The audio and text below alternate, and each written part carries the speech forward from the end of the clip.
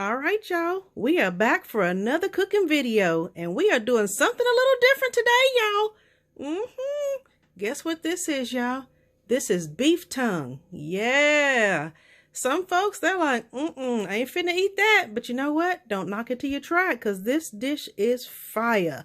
We're going to be making a dish called Tacos de Lengua. Tacos of the tongue. Yes.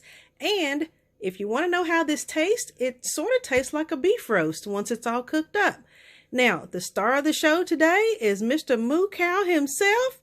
Oh yeah, we about to do something, y'all. Let's get it. So as you see, I have my beef tongue that I have washed very, very, very well. I washed it in vinegar, and then I turned around and rinsed it off really well and gave it a good massage and cleaned it as much as possible.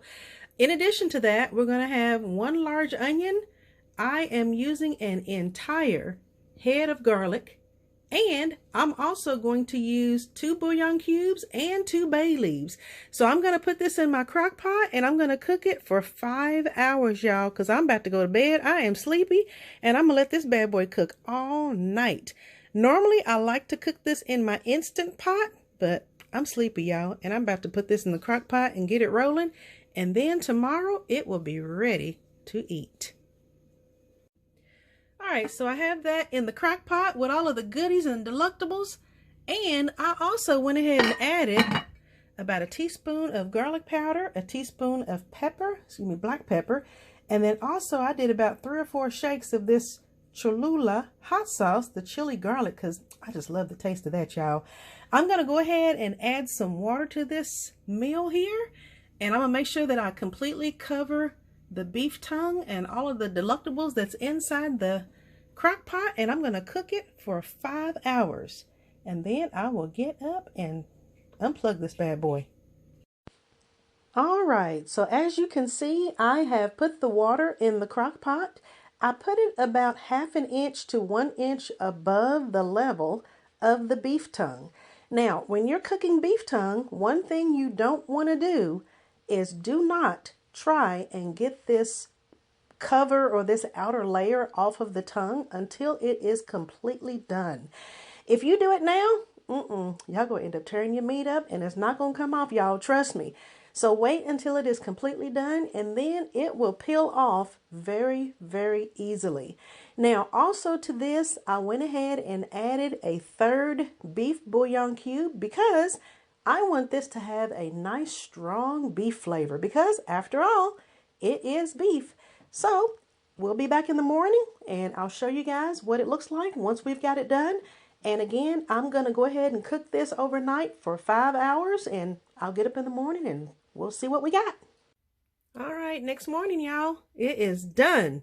So I forgot to tell you guys that I did add a little bit of salt to this tongue. And there it is. It draws up, but man, that broth that's on it is really, really good. All right, let's get this on a plate and get the skin off of it. All right, so I've got this on the plate, and I'm going to take my little paring knife and just slice it down the center, and then I'm going to peel the skin off of it. It's best to let this thing cool down some, y'all, because it is hot. Don't want to burn yourself. All right, we'll be back. All right, so when you're going to slice this thing, you can't just slice it this way because this thing tough. So you almost have to like put the tip of your knife in and just kind of go down. And we're just going to go through the top layer. We're not trying to slice all the way through it, okay? I'm just slicing it enough that I can peel this outer layer off of it, this tough little membrane here. Let me get it started here, because like I said, it is still hot. All right, and you can see that it just peels right off. You can eat this if you want to, but I'm going to give it to my chickens. They're going to get them a little treat.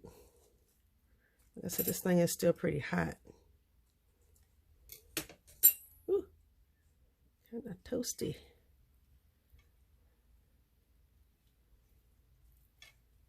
I don't want to be removing any meat. We want to eat that.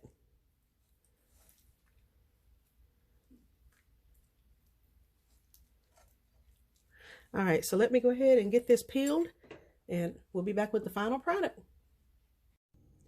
All right, and once I've got it done, I'm gonna go ahead and slice it. And you can see this looks almost the consistency of roast. And it sort of tastes that way too.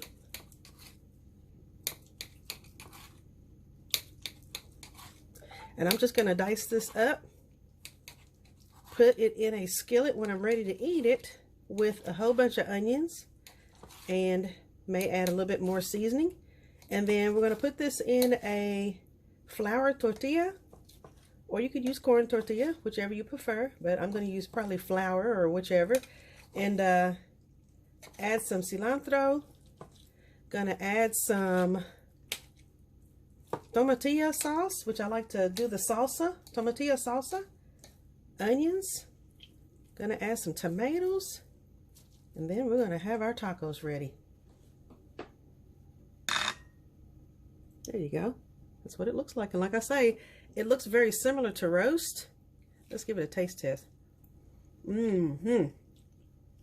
This is like a very, very cooked roast is what it tastes like. Here's an up close view of this. On the right, you see that this looks very similar to roast.